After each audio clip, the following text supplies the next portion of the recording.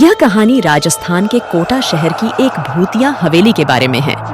यह हवेली राजा महाराजा के समय में बनाई हुई थी, लेकिन पिछले 18 सालों से इस हवेली में आज तक कोई भी रहने के लिए नहीं आया है।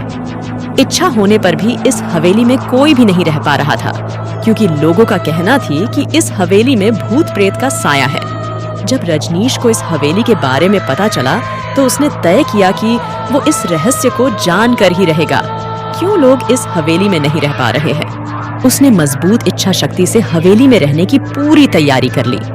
जब उसने हवेली के अंदर जाने के लिए पैर आगे बढ़ाए तो दरवाजे पे किसी अनजान व्यक्ति ने उसे रोक लिया और नजदीक जाके बोले, कौन हो आप और किधर जा रहे हो? रजनीश ने जवाब देने के बजाय उसने सामने सवाल किया, जी आप कौन? मेरा नाम अर्जुन सिंह है और मैं यही पास में ही रहता हूँ।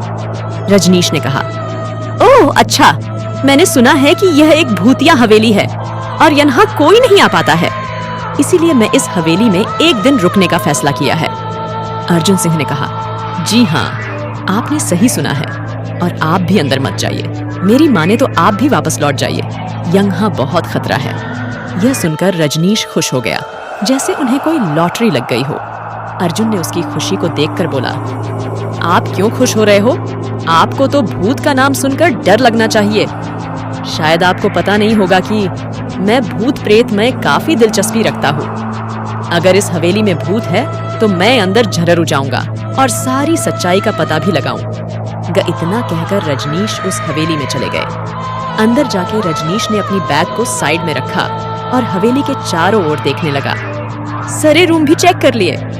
बाद में ड्राइंग रूम में आके सोफे पर बैठ गया। उसने वहां बैठकर दारू के 2-4 पैग भी पिए। वहीं अचानक उस रूम में लाइट का एक बल्ब चालू बंद होने लगी, लेकिन अजीत ने उस पर ध्यान नहीं दिया। थोड़ी देर बाद दूसरा बल्ब चालू बंद होने लगा, फिर तो हवेली की सारे लाइट चालू बंद होने लगी। यह सब देखकर रजनीश अपनी जगह पे खड़ा हो गया और संपूर्ण सावचेत हो गया। अचानक उसके सामने एक छोटा टेबल हवा में उड़ने लगा। करीबन 6 फुट हवा में ऊपर जाके गोल गोल घूमने लगा और बाद में रजनीश की ओर तेजी से आने लगा। रजनीश ने तुरंत ही अपनी जगह बदल दी और दूसरी ओर चला गया और वो टेबल वहीं जाके गिरा जहां रजनीश खड़ा था। रजनीश कुछ समझ पाता उतने में सोफे की शीट उसकी ओर आने लगी। वो जल्द खड़ा हो गया और छलांग लगा के दूसरी ओर कूद गया, जिसके कारण सोफा दीवार को टकराया और अजीत बच गया। अचानक सब कुछ शांत हो गया।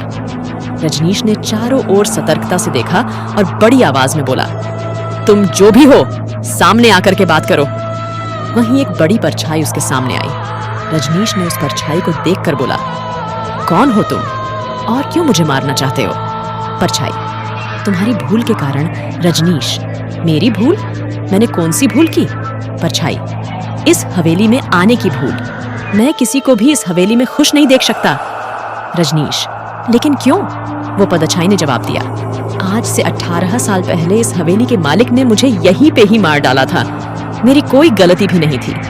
इस कारण की वजह से मेरी आत्मा इस हवेली में भटकती रहती है।